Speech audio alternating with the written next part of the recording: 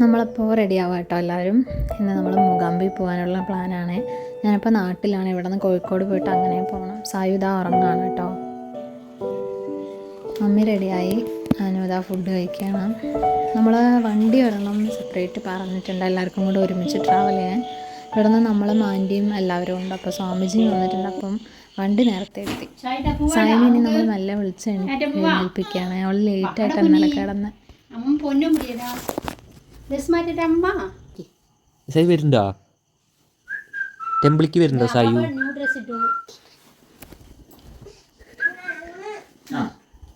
Hi, good morning.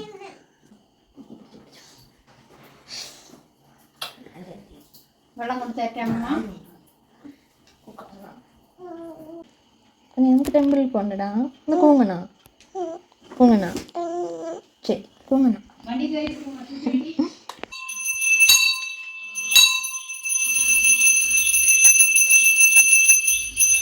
അപ്പം ശരി, വരാം. ഒരാഴ്ച കഴിയുമ്പോൾ വരാം. ഓക്കെ ശരി കേട്ടമ്മ, പോയിട്ട് വരാം. ഒരാഴ്ച കഴിഞ്ഞിട്ട് വരാം. ഉണ്ടെങ്കിൽ അപ്പം പറയും. ഇപ്പൊ ഒന്നും വേണ്ട, റെഡി. ഇപ്പൊ തന്നെ തണുപ്പല്ലേ. കൈ കിടക്ക്. ഓക്കെ, നമ്മളപ്പോൾ വീട്ടിൽ നിന്ന് ഇറങ്ങാൻ കേട്ടോ. ഇപ്പോൾ സമയം ഒരു 6:30 ആയി കാണും. അപ്പോൾ നമ്മൾ നേരെ കോഴിക്കോട് വിട്ടിട്ട് അവിടെ നിന്ന് പിന്നെ നേരെ കുഞ്ഞനും കൂടെ വന്നിട്ട് മൂകാംബിയിലേക്ക് ഇറങ്ങാണ്. സായി ഹാപ്പി ആട്ടോ. സായി എവിടേക്കാ പോകുന്നേ? മൂകാംബിക്കയോ? ഇല്ലല്ലോ,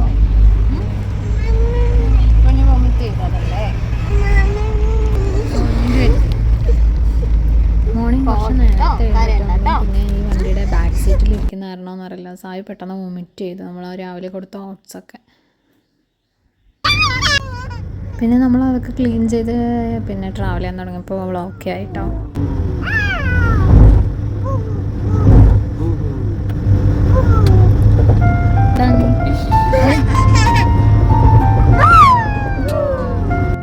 അങ്ങനെ സായുവിൻ്റെ വിദ്യാരംഭത്തിനുള്ള യാത്രയാണ് കേട്ടോ. എല്ലാം പോസിറ്റീവാണ്. നമുക്കപ്പോൾ നല്ല രീതിയിലെല്ലാം നടക്കട്ടെ.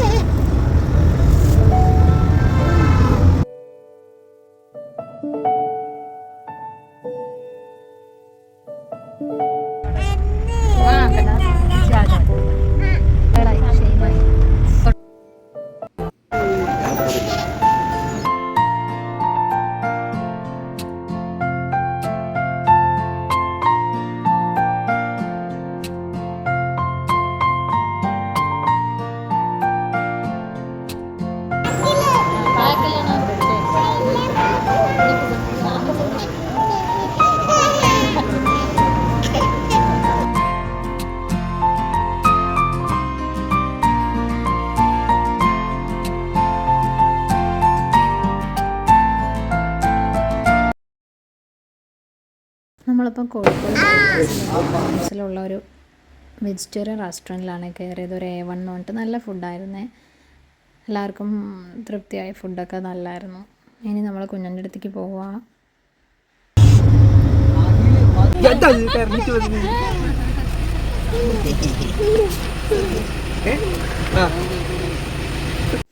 പിന്നെ എവിടെ പോകുമ്പോഴും അച്ഛൻ നമ്മുടെ അവിടെ ഉണ്ടാവുമല്ലോ.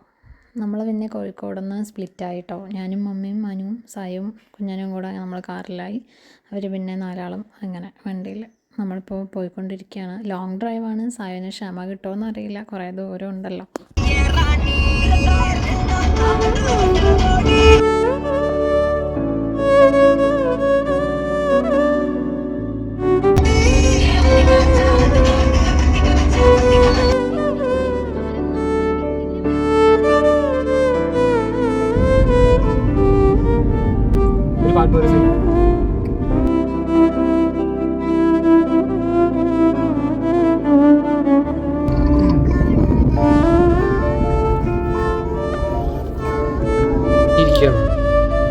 സ്ലീപ്പ് അല്ലേ?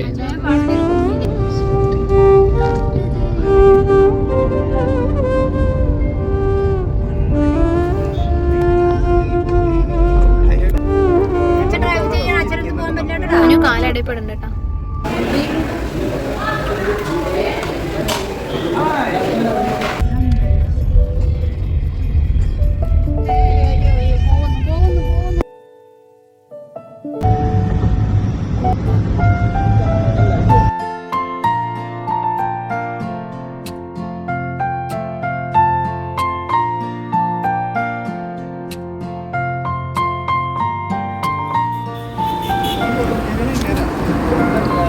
മമ്മി ഇത്തിരി മാറി.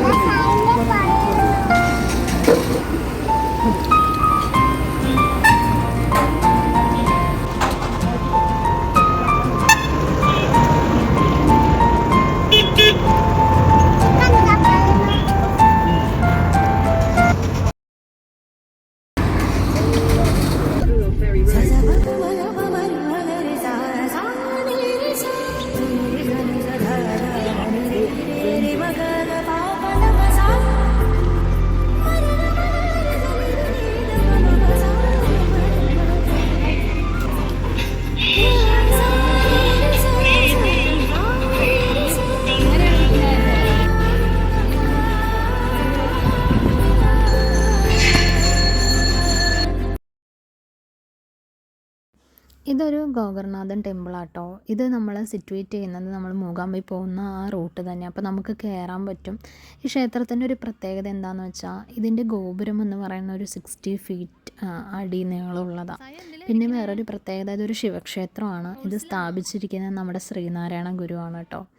അപ്പം കേരള സ്റ്റൈലിലാണ് ഈ ക്ഷേത്രം പണിതുയർത്തിയിരിക്കുന്നത്. പിന്നെ ഒരു സ്റ്റേജ് കഴിഞ്ഞിട്ടാണ് അതിന് കുറേ എക്സ്റ്റൻഷനൊക്കെ ചെയ്തിരിക്കുന്നത്. നല്ലൊരു സ്പേഷ്യസ് ആയിട്ടുള്ള അമ്പലമാണ്. ഗോപുരവും ഒക്കെ കാണാനുണ്ട് ഒരുപാട്.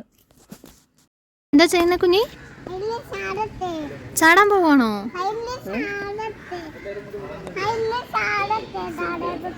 വേണ്ടടാ, നീന്താൻ പറ്റില്ലല്ലോ. പിന്നെ എങ്ങനെ ചാടുന്നു? ചാടി നീന്തണം. സ്വിമ്മ് ചെയ്യാനറിയോ?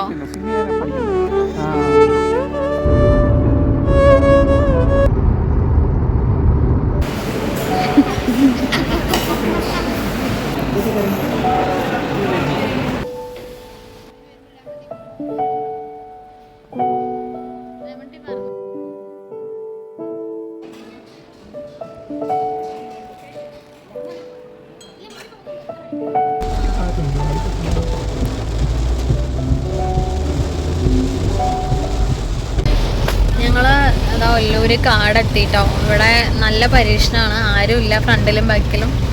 പെട്ടെന്ന് മഴ കൂടി, ഒന്നും കാണുന്നില്ല. അമ്പലം എത്താനും കുറച്ച് ദൂരമേ ഉള്ളൂ. കുറച്ച് ഭയാനകമായ അറ്റ്മോസ്ഫിയർ ആണ്.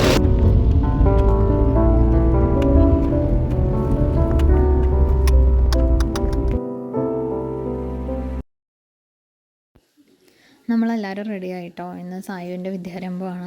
പിന്നെ ആൻറ്റിക്ക് ഒരു വഴിപാടും കൂടി ഉണ്ട്. അപ്പോൾ അത് രണ്ടും കൂടെ ചെയ്യാനായിട്ട് നമ്മൾ നേരത്തെ എണീറ്റ് റെഡി ആയി. ഒരു 7 o'clock ആയിട്ടുണ്ടാവുള്ളൂ. നമ്മളിപ്പോൾ ഹോട്ടലിൽ നേരെ അങ്ങോട്ട് പോവുകയാണ്, ക്ഷേത്രത്തിലേക്ക് ഇറങ്ങാൻ. എടുക്കുക കുഞ്ഞൊരു ഡാൻസ് കളിക്ക്.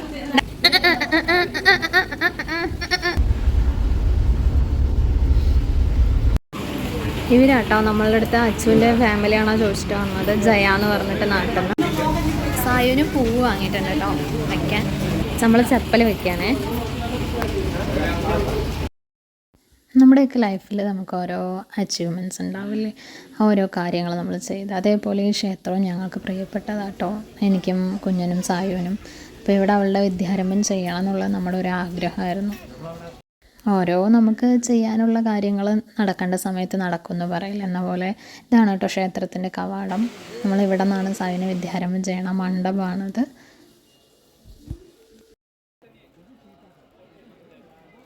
നമ്മൾ ടിക്കറ്റ് എടുക്കണം. അത് കഴിഞ്ഞ് ഇവിടെ വന്ന് അത് സബ്മിറ്റ് ചെയ്തിട്ട് നമുക്ക് വിദ്യാരംഭം പാർട്ടിസിപ്പേറ്റ് ചെയ്യാം. അത്രയേ ഉള്ളൂ. വേറെ പ്രൊസീജിയേഴ്സ് ഫോർമാലിറ്റീസ് ഒന്നുമില്ല.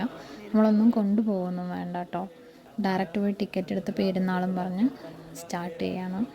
അത്യാവശ്യം തിരക്കുണ്ടായിരുന്നു. സായു പിന്നെ മിണ്ടാതിരുന്നു കേട്ടോ. സരസ്വതിയുടെ മുന്നിൽ വെച്ചിട്ടാണ് നമ്മൾ വിദ്യാരംഭം ചെയ്യുന്നത്. ഇവിടെ പിന്നെ നമുക്ക് ഫോട്ടോസ് വീഡിയോസൊക്കെ അലൗഡാണ്. അവരുടെ ഫോട്ടോഗ്രാഫി ഇല്ല, നമ്മൾക്ക് തന്നെ എടുക്കാം. പിന്നെ ഒരു പ്രത്യേകത എന്താണെന്ന് വെച്ചാൽ ഈ ക്ഷേത്രത്തിൽ വിദ്യാരംഭം നമ്മൾ അമ്മമാരുടെ മടിയിലിരുന്നിട്ടാട്ടോ മക്കൾ ചെയ്യുക. അതെനിക്ക് കുറച്ച് പ്രൗഡായിട്ട് ഫീൽ ചെയ്തു. ബിക്കോസ് അവരുടെ എല്ലാ കാര്യങ്ങളും നമ്മളല്ലേ ചെയ്യുക. അപ്പോൾ അതിന് ശരിക്കും അർഹതപ്പെട്ടത് നമ്മൾ തന്നെയാണ്. അച്ഛനും അമ്മയും കൂടി ഇരുന്ന് നമ്മുടെ മടിയിലിരുന്നിട്ടാണ് കുഞ്ഞിനത് ചെയ്യുന്നത്.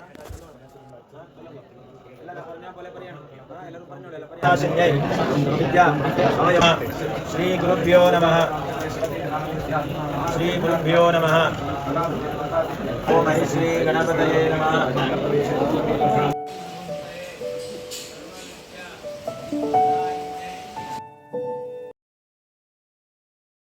അങ്ങനെ നമ്മുടെ പരിപാടിയൊക്കെ കഴിഞ്ഞു കേട്ടോ. ഇവിടെ വിദ്യാരംഭം കഴിഞ്ഞാൽ ഈ കൊടിമരത്തിൻ്റെ മുന്നിൽ വന്ന് നമസ്കരിക്കണം എന്നുള്ളതാട്ടോ ഐതിഹ്യം.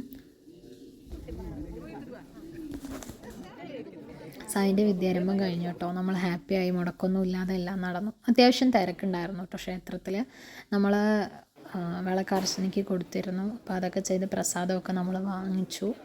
പിന്നെ വിളിച്ചാൽ വിളി കേൾക്കുന്ന ദേവിയാണ് മൂകാംബിക എന്നാണല്ലോ പറയുന്നത്.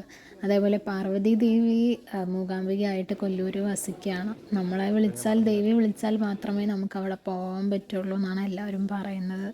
അപ്പോൾ നമ്മൾ ആഗ്രഹിച്ചു ആ സമയത്ത് അവിടെ എത്തി എല്ലാം നല്ല രീതിയിൽ ചെയ്യാൻ പറ്റി. അതിൻ്റെ ഒരു സന്തോഷമുണ്ട്. അവിടെ നല്ല മഴയായിരുന്നു കേട്ടോ നമ്മൾ പോയ സമയം. ഒക്ടോബർ മുതൽ മാർച്ച് വരെയാണ് ശരിക്കും കൊല്ലൂർ ക്ഷേത്രത്തിൽ പോകാനായിട്ടുള്ള നല്ല സമയം, ബെസ്റ്റ് ടൈം എന്ന് പറയണത്.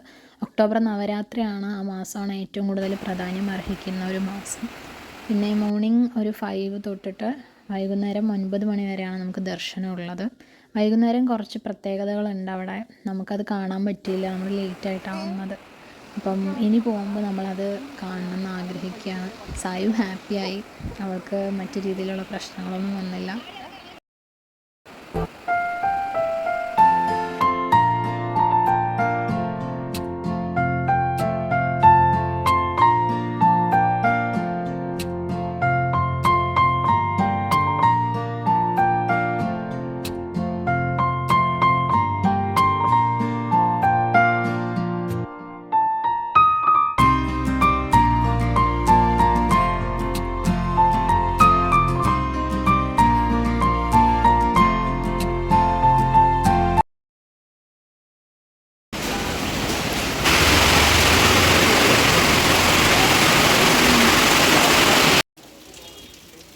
നല്ല മഴയായിരുന്നു കേട്ടോ.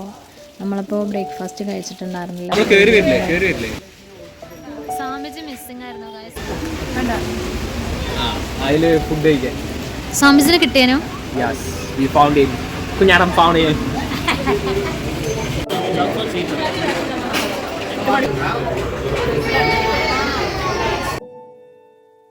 നമ്മൾ ഫുഡ് കഴിച്ചത് ക്ഷേത്രത്തിനകത്തുള്ള ഒരു ഹോട്ടലിൽ നിന്നാണ് കേട്ടോ. നല്ല ഫുഡായിരുന്നു. മഹാലക്ഷ്മി വെജ് എന്ന് പറഞ്ഞിട്ട് അവിടെ തന്നെ സ്റ്റേ ബാക്കും ഉണ്ട്.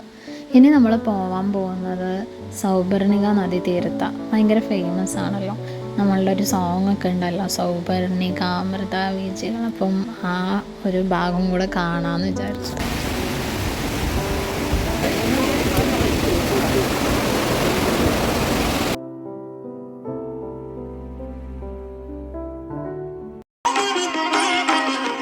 സൗപർണിക നദിയുടെ താളം കേട്ടിട്ടാണ് മൂകാംബിക ദേവി ഉറങ്ങുന്നതും ഉണരുന്നതും എന്നൊക്കെ ആട്ടോ ഐതിഹ്യങ്ങൾ പറയുന്നത്. ഈ റിവറിൻ്റെ അവിടെ ഒരു പോസിറ്റീവ് എനർജി ആട്ടോ നമുക്ക്. പിന്നെ വാട്ടർ കൂടിയിട്ട് ഇത് ക്ലോസ് ചെയ്തു കേട്ടോ. നമ്മളായിരുന്നു ലാസ്റ്റ് ഇവിടെ വിസിറ്റ് ചെയ്യാൻ വന്നത്. ഇത് ശങ്കരാചാര്യരാണ്. ശങ്കരാചാര്യരാണല്ലോ ദേവീനെ ഇങ്ങോട്ട് കൊണ്ടുവന്നത്. പുള്ളിയുടെ സ്റ്റാച്ചു എല്ലാം അവിടെ ഉണ്ട് കേട്ടോ. നമ്മളങ്ങനെ തിരിച്ചു കേട്ടോ. മമ്മിയും സായും ഉറങ്ങാണ്. ഇതാ സായും എല്ലാം ഉറങ്ങി എഴുന്നേൽക്കുന്നുണ്ട്. നമ്മൾ പറശ്ശിനിക്കട വന്ന് തൊഴുതിയിട്ട് അങ്ങനെ തിരിച്ച് കോഴിക്കോട് പോകാമെന്നുള്ള പ്ലാനാണ്. അപ്പോഴേക്കും ലേറ്റ് ആവും. അങ്ങനെ ലഞ്ച് കഴിക്കാനായിട്ട് ഒരു ഉടുപ്പി വെജ് എന്ന് പറഞ്ഞ റെസ്റ്റോറൻറ്റിലാട്ടോ നിർത്തിയത്. നല്ല ഫുഡായിരുന്നു, അത്യാവശ്യം കുഴപ്പമില്ലായിരുന്നില്ല.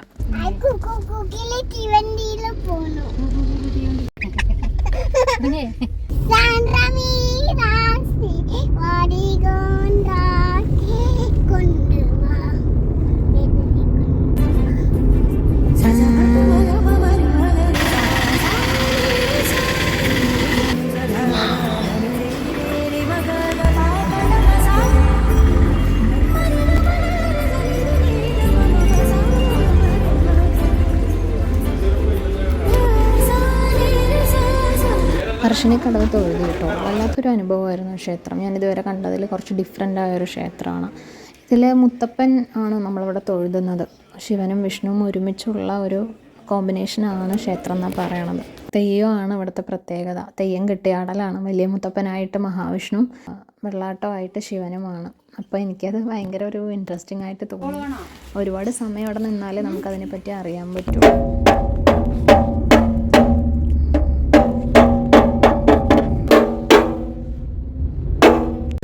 ഡയലോഗിന് കുഴപ്പമൊന്നുമില്ല.